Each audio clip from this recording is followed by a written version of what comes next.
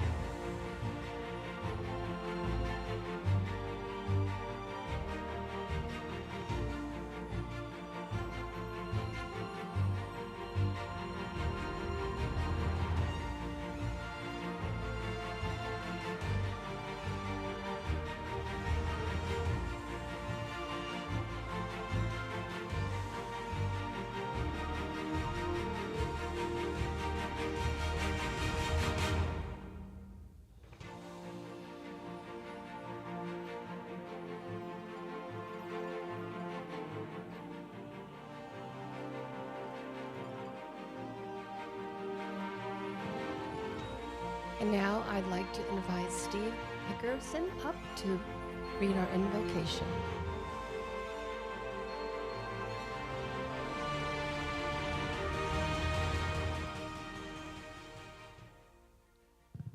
Thank you. This is the last meeting before Tuesday. And so this is a prayer for today, but I just encourage you to pray for Tuesday because God's the boss. And we want to honor him with our lives. And just pray, pray, pray. Shall we pray right now? Father, we thank you for the commonality we have to honor veterans and to honor our country. We just pray that you'll bless us today to be fed by the food and fed by the fellowship and encourage us to love you and serve you even as we live. In Jesus' name, amen. Thank you, Steve. And now I'd like to have a flag salute.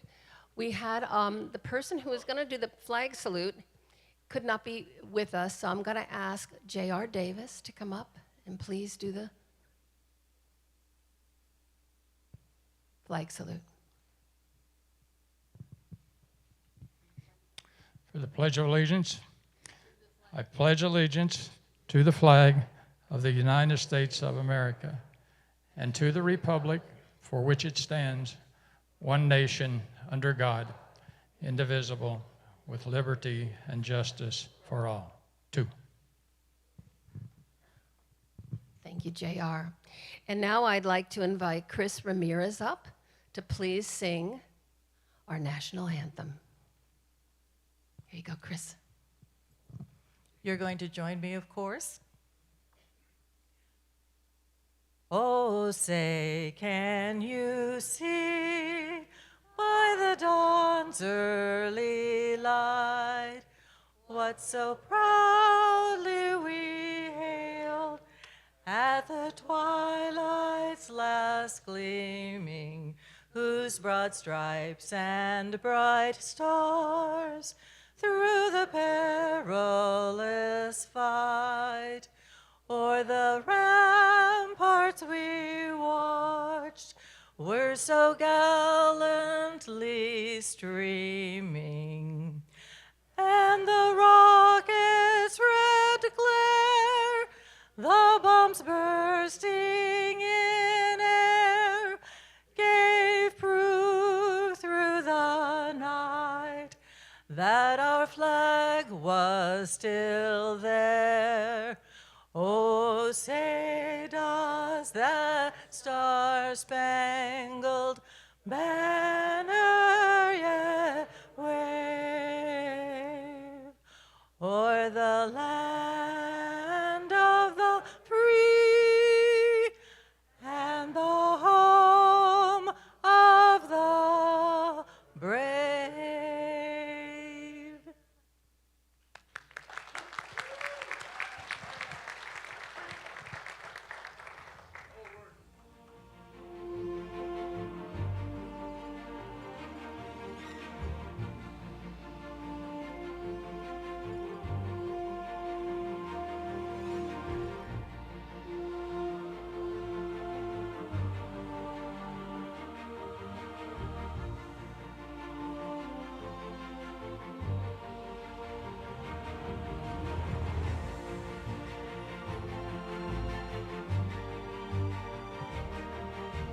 Thank you. You may be seated.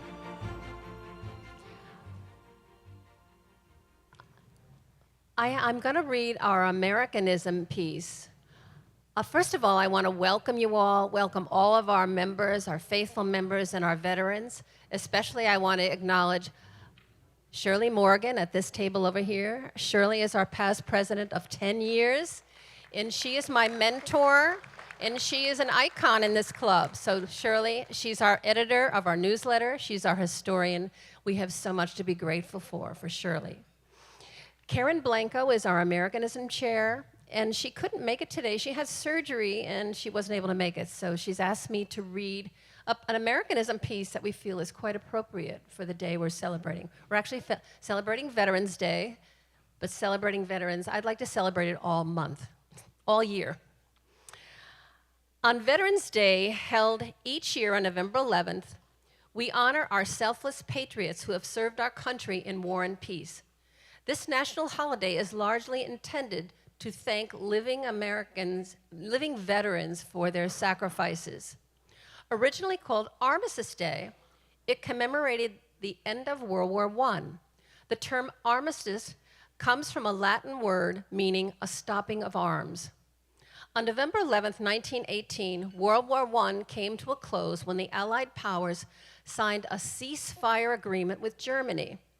This held to an armistice initiated at the 11th hour of the 11th day of the 11th month, hence the holiday's occurrence in the month of November. 1 year later, on November 11, 1919, President Woodrow Wilson signed a proclamation commemorating the end of World War I fighting as Armistice Day. In issuing the proclamation, Wilson said, "To us in America, the reflections of Armistice Day will be filled with solemn pride in the heroism of those who died in the country's service." In 1938, Congress recognized Armistice Day as an official holiday. Unfortunately, World War II and the Korean War then occurred, so on June 1st, 1954, Congress changed the title from Armistice to Veterans so that American veterans of all wars would be honored. On October 8th, 1954, President Dwight D. Eisenhower proclaimed Thursday, November 11th, to be the official Veterans Day holiday. He wrote, "On that day, let us solemnly remember the sacrifices of all those who fought so valiantly on the seas, in the air, and on foreign shores to preserve our heritage of freedom.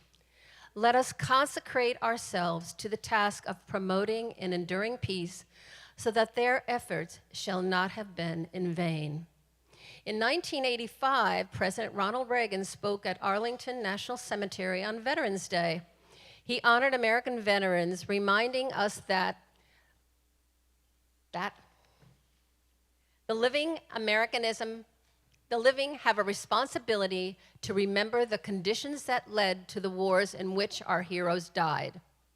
Reagan continued, "Peace fails when we forget that our republic is based on firm principles that have real meaning.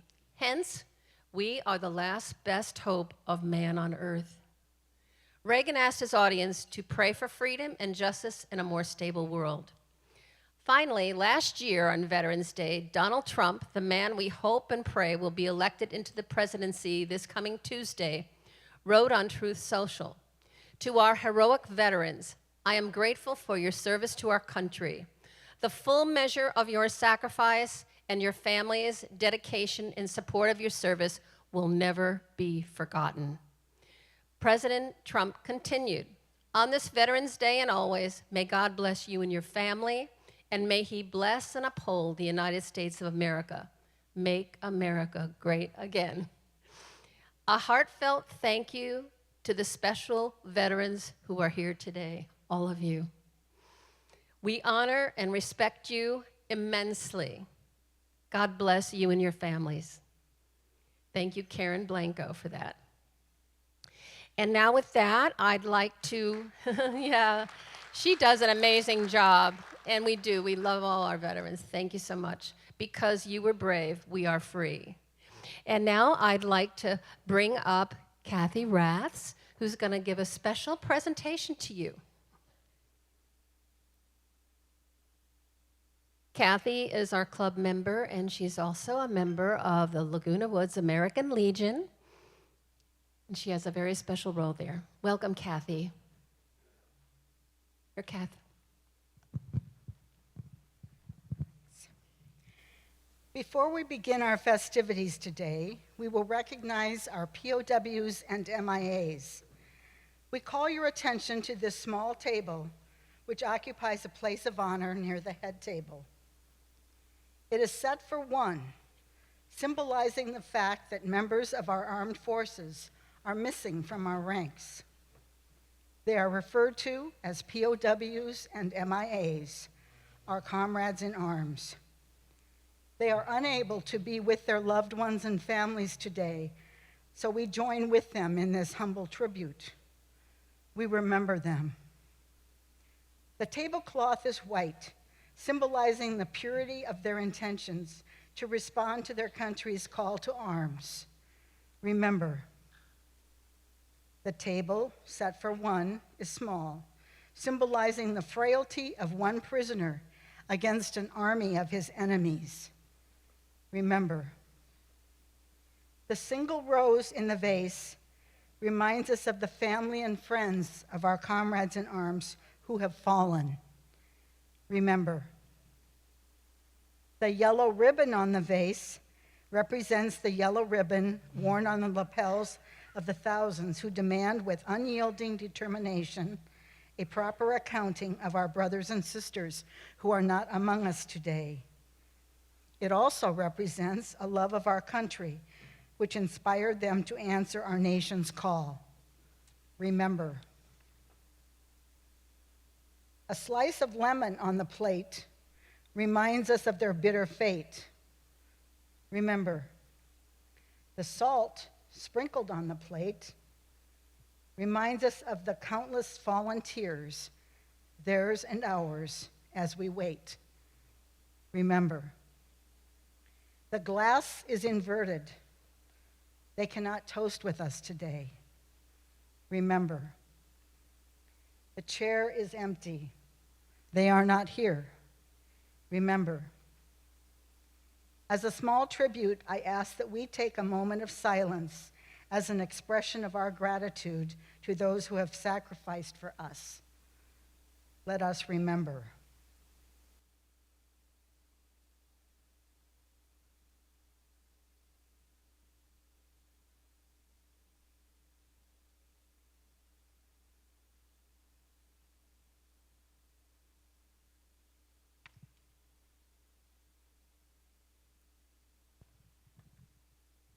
Thank you, Kathy Raths.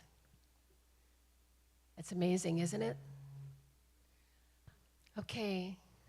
Well, again, welcome all, and I want to thank every one of our volunteers here today who helped put this day together. If we forget later to remind you, I'm thanking you now. So with this, I'd like to bring, we're going to start with our speaker. I'd like to bring up our Vice President of Programs, Ro Kendall, to introduce our renowned speaker this morning. Here you go, Ro. Thank you, Pat. We're very blessed today to have with us as our speaker Brigadier General Michael J. Aguilar. And during his 31-year Marine Corps career, General Aguilar held a variety of flying and command billets, primarily as an attack helicopter pilot. General Aguilar has flown H-1 helicopters throughout his career, accumulating 4,000 accident-free flight hours. So that's pretty good.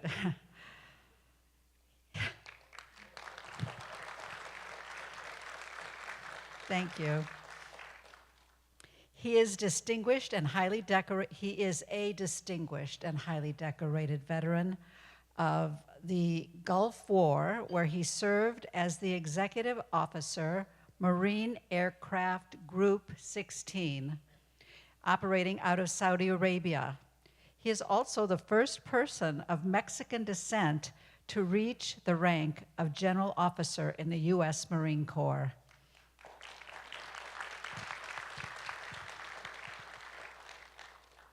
General Aguilar's last billet was as Deputy Commander of the U.S. Marine Corps Forces South, and that's in Miami, Florida, and Commanding General of Fleet Marine Forces South. In March of 2002, he joined the TSA as Federal Security Director for the San Diego International Airport. He retired in 2012 and took the position of CEO for the Flying Leatherneck Historical Foundation, and in 2022 became President and CEO. His mission is to return the Flying Leatherneck Aviation Museum to its original home in the Great Park of Irvine. So please welcome him.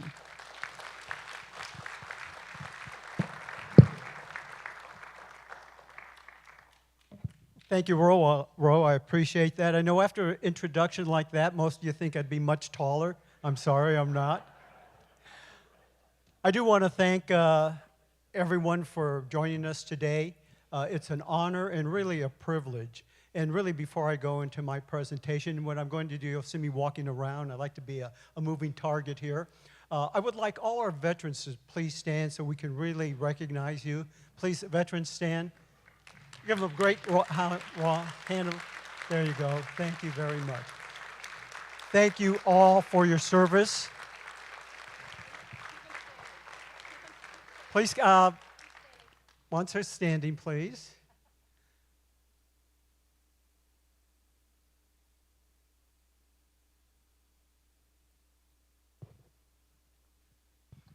Okay, as Ro mentioned, I'm going to speak a little bit about a very exciting project, and that is to return the Flying Leatherneck Aviation Museum back to its original home, Marine Corps Air Station El Toro, now called Great Park. Hopefully you're all familiar with that. We are in the process of relocating all the aircraft and thousands of artifacts and other significant historical items to build a brand new museum. So with that, I'm going to start off with a little bit of background about what we're doing. The first thing I'm going to answer for you, except for the Marines that are here because they already know it. I'm always asked, because we're the Flying Leatherneck Aviation Museum, what's a leatherneck? Where did the Marines come up with that name? Well, it actually is a result of the early 1800s when Marines served on sailing ships, and they had a leather collar around their neck. And the sailors, of course, being sailors, picking on the wrong group of military people, decided to call them leathernecks. And of course, the question was, well, what was that used for? You hear two answers to that. One, the most obvious one, to protect you from a saber slash. And the other one, to make sure the Marines don't fall asleep when they're on duty and their head nods down. But anyway, the term leatherneck comes from the early 1800s. The Marine Corps has proudly carried that for years and years. And flying leatherneck came from the 1946, I think, or 47 John Wayne movie of the Flying Leathernecks. So with that, I'm going to show a little film here to give you an overview of the Flying Leatherneck Aviation Museum, where we started, what we're in the process of doing, and what the future looks like, if it works properly.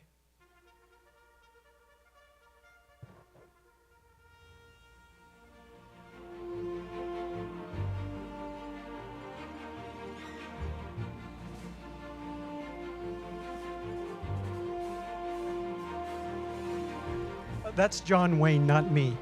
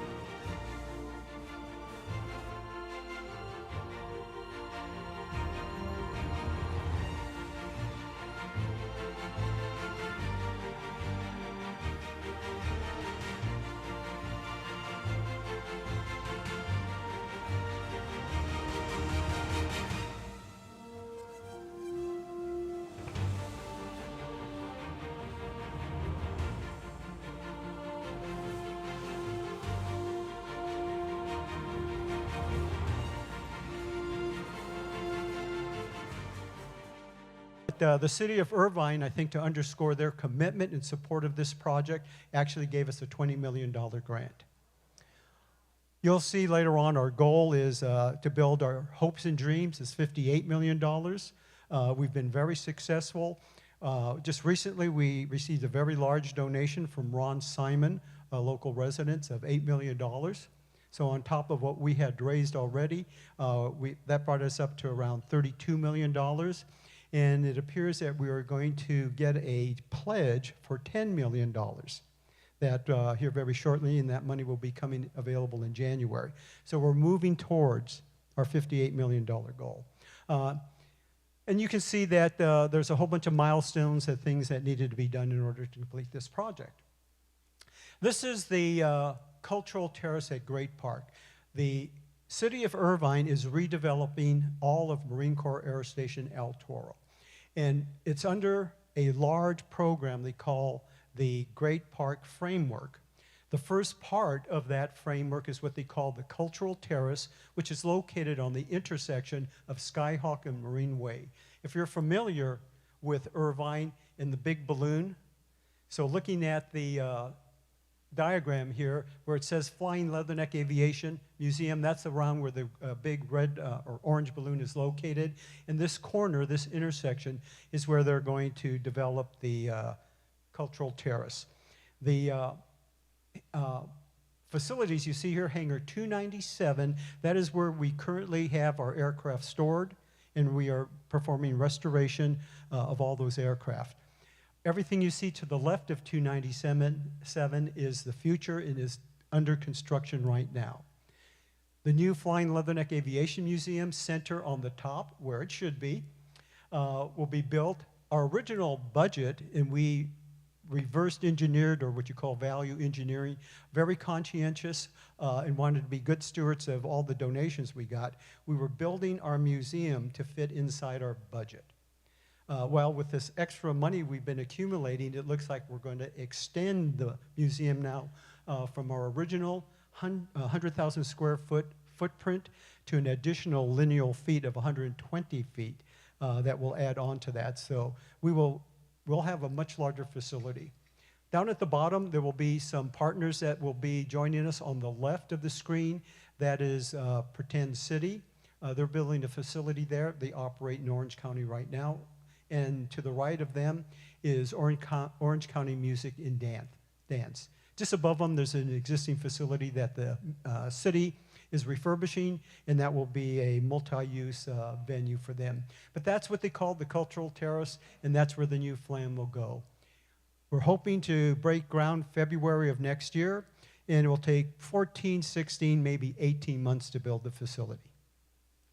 A little bit about the museum and our exhibits. We've teamed with a Maricosta group called Team Sightline that will be doing our exhibits and displays.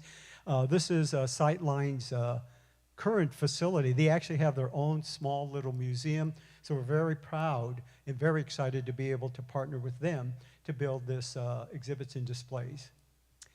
Here's the rendition of what the facility will look like.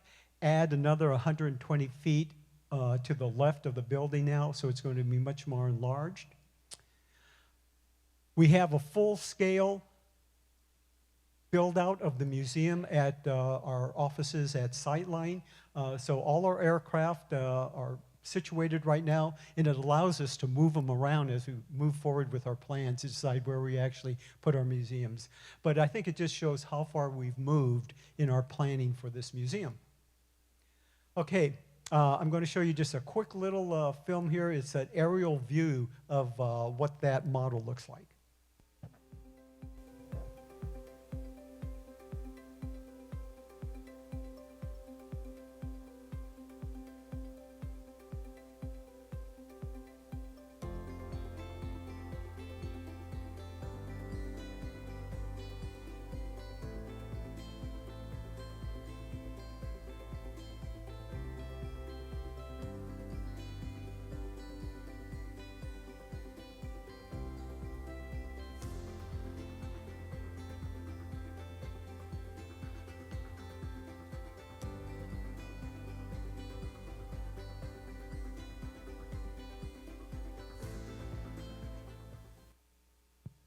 Pretty exciting, huh?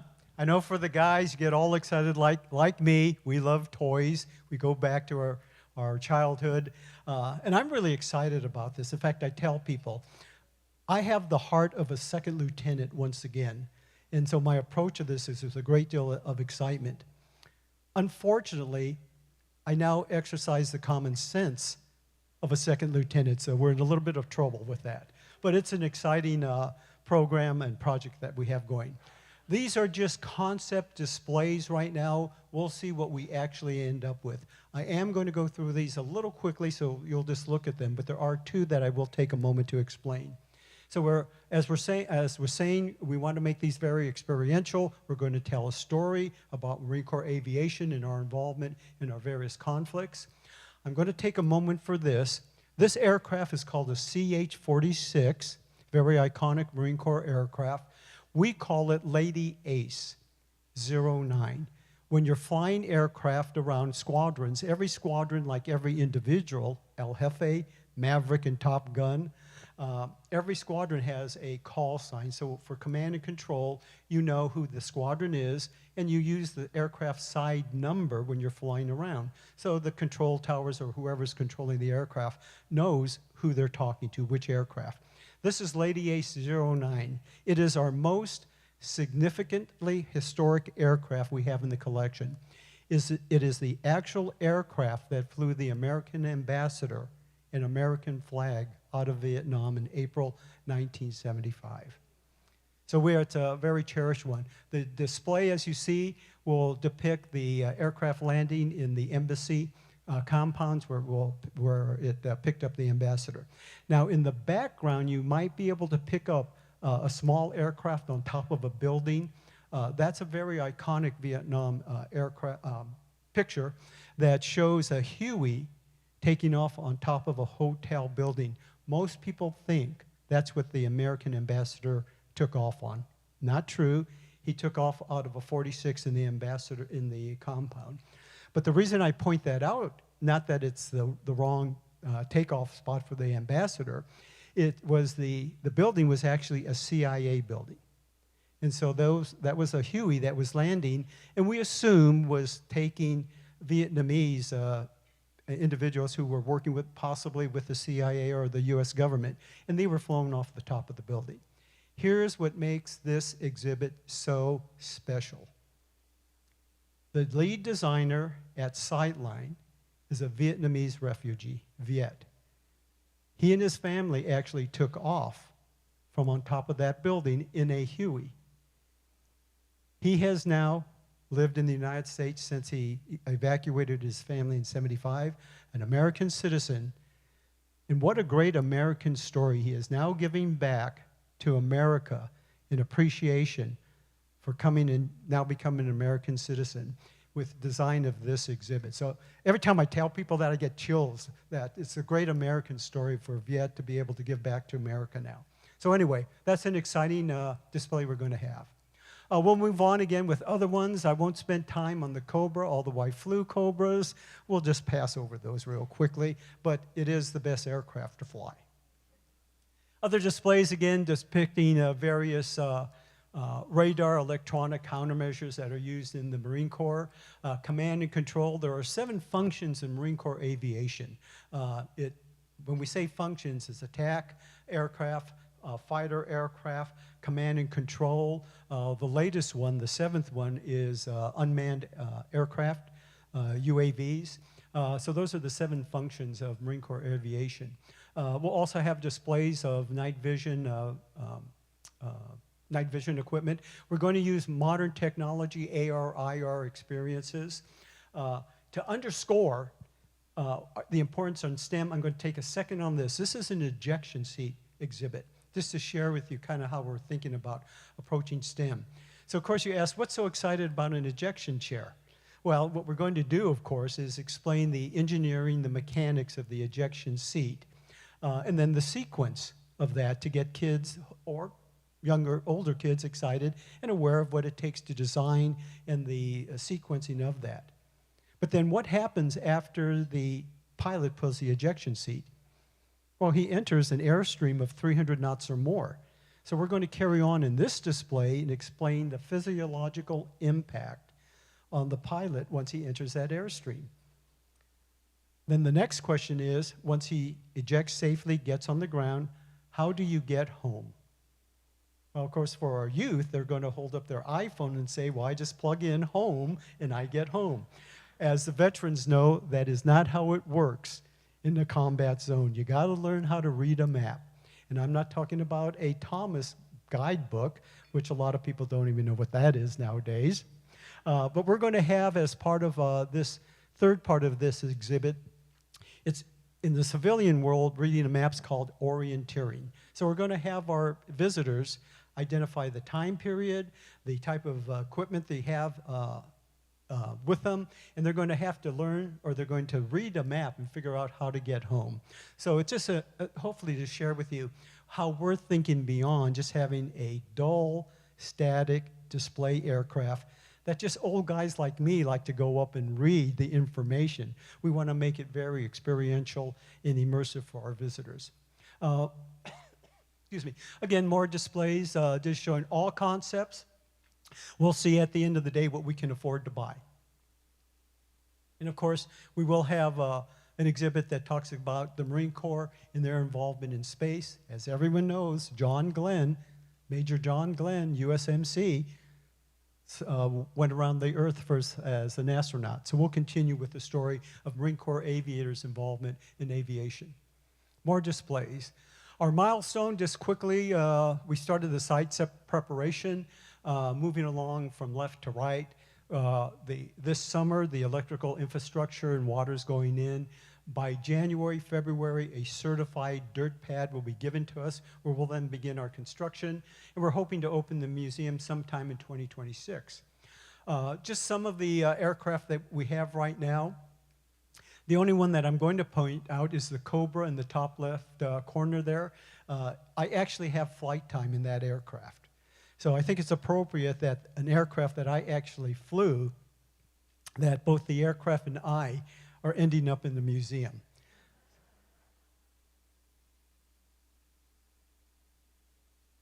As I mentioned, we have a great restoration team. We hired an outside company, Ponsford. They're working, bringing these aircraft back to life and looking beautiful once again. As I mentioned, we have more than just aircraft.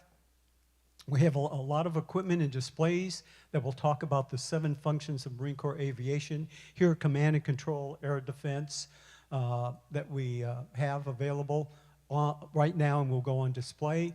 We'll also talk about all the support.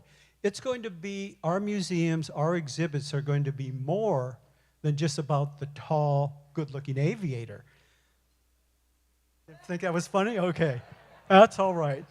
No, there's a lot of support that goes into keeping the aircraft, maintaining the aircraft, making sure that they're supported properly. So it's the mechanics, it's the administrative support, it's the logisticians, it's the fuel. So with this equipment, other support equipment we have, we will tell the story beyond just the tall, good-looking aviator, about everyone else that supports Marine Corps aviation. As I mentioned, we have thousands of micro artifacts that we are cataloging and we'll make available for research and as part of the exhibits.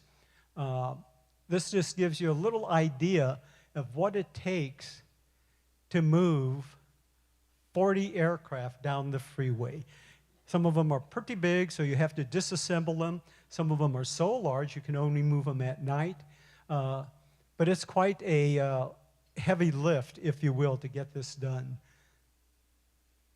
I want to share with you all the other artifacts we were able to get moved. And in fact, Fred Smith, a highly decorated Vietnam veteran, owner of FedEx, not only made a 7-digit contribution early on to the project, but donated 17 FedEx trucks, 17 truckloads to move all the micro artifacts. So we're very indebted and appreciative of Fred for his help.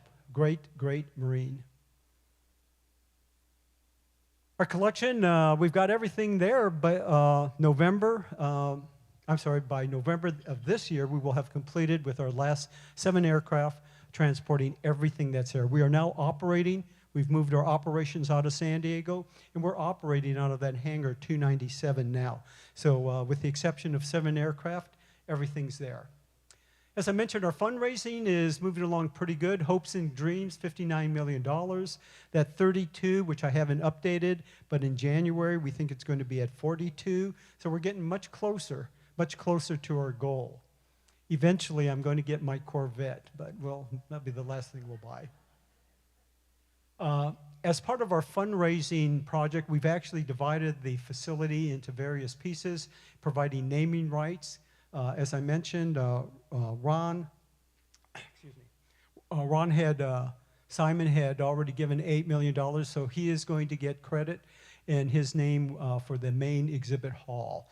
And we've broken up for smaller donations, other portions of that.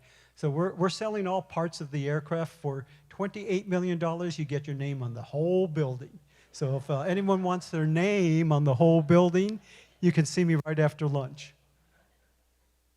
Okay, what's it take to move all this stuff?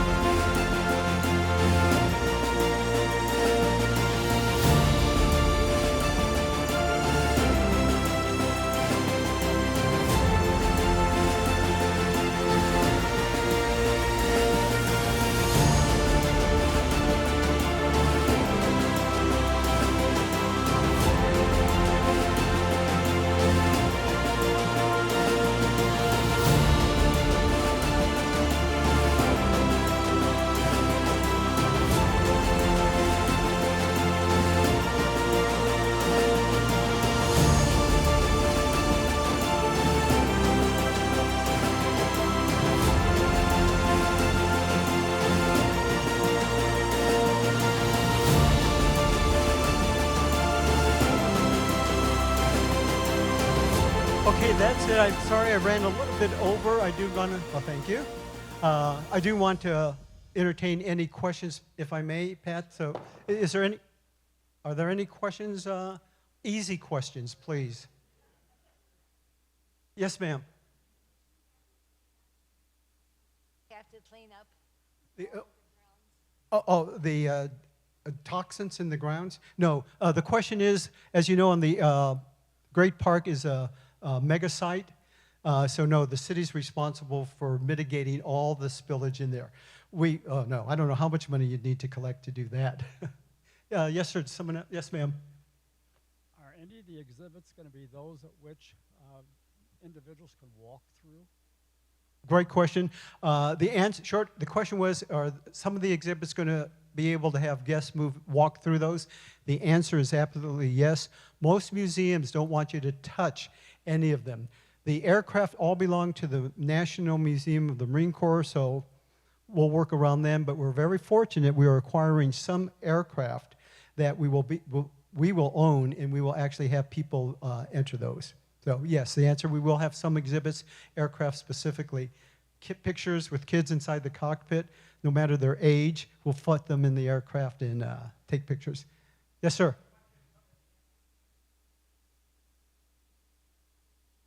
Okay. Oh, thank you, Tom. Tom's on our board. I'll mention that in a second. Sir? Yes, sir. put it in the form of a question. Did you ever think about having a display of the integrated battle picture of how the Air Marines help the ground troops and the Navy and satellites and everything else? That would be nice to educate people about. So, yeah, in fact, great question. It won't be that large, quite honestly, but the Marine Corps is organized to function as what we call a Marine Corps Air Ground Task Force. We take all the parts of the Marine Corps and we can operate independently or jointly with other services. Our CH-53 exhibit is going to do exactly that. The Marine Corps during the Bosnia War, in conjunction with the other services, the Navy specifically and the Air Force, actually did a mission to save the Air Force pilot, Scott, who was shot down in Bosnia. So the 15th MEU, which was a MAGTAF, a Marine Air Ground Task Force, actually performed the mission with support from the Navy. They were on naval ships with air cover from the Air Force, the command and control, and went in and saved Scott out of Bosnia. So yes, we will have sort of one that shows the integration of Marine Corps in the larger picture. Thank you. Anything else? Yes, ma'am, in the very back.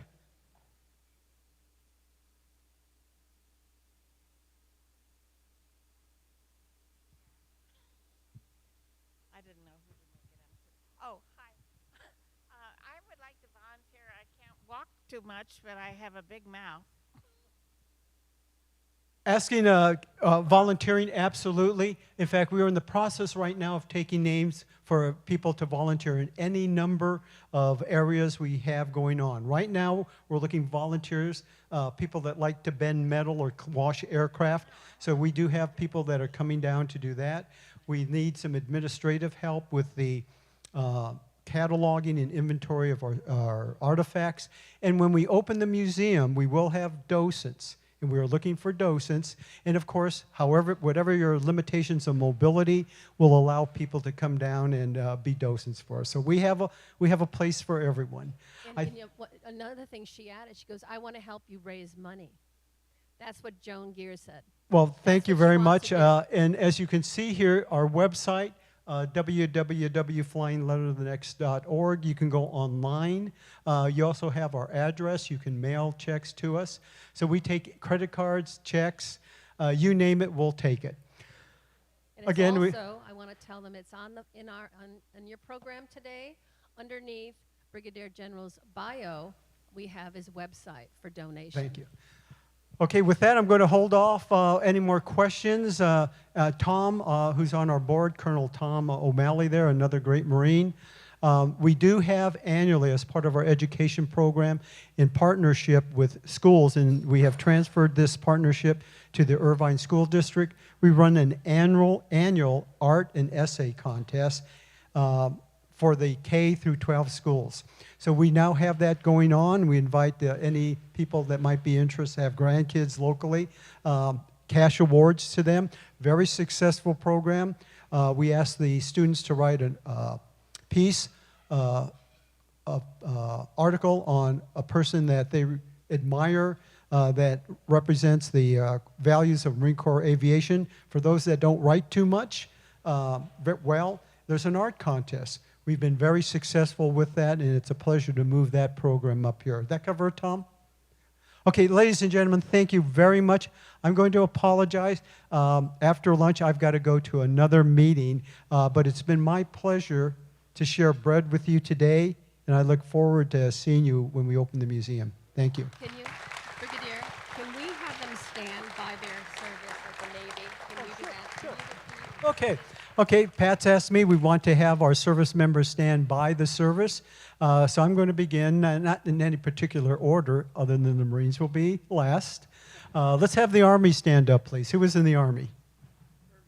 Okay, U.S. Army. Hey. Oh, golly. And that, of course, includes the Army Air Corps. Thank you. How about let's go from Army Air Corps to U.S. Air Force? Air Force personnel, thank you. My dad, veteran from World War II, flew B-26s, gunner in a B-26. Army, Navy, any Navy people are here, please stand.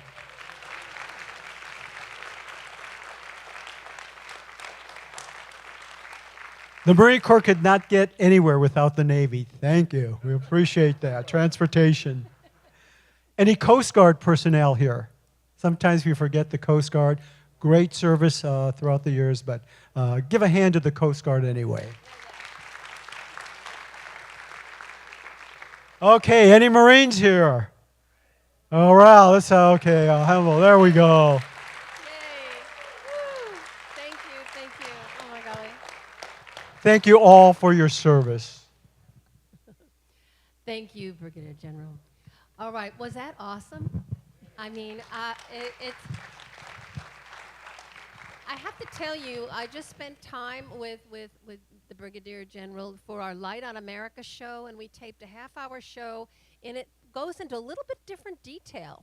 So you got to see, it'll be airing on Tuesdays at 1:30 in the Village, is starting in November, this November. But we saw more today in the video, so I am just so grateful. It was just amazing. Ro, you want to say something, Ro? Yeah, Ro. We want Ro to rose up. Thank you. Thank you so much, Pat. And on behalf of the Republican Club of Laguna Woods, we want to kick off your fundraising efforts here with an honorarium and our appreciation for your service, for your project and everything. And thank you so much. We really appreciate Thank you, it. Rose. Thank you very much. Thank you. Now, lunch will begin, so enjoy your lunch and your social time.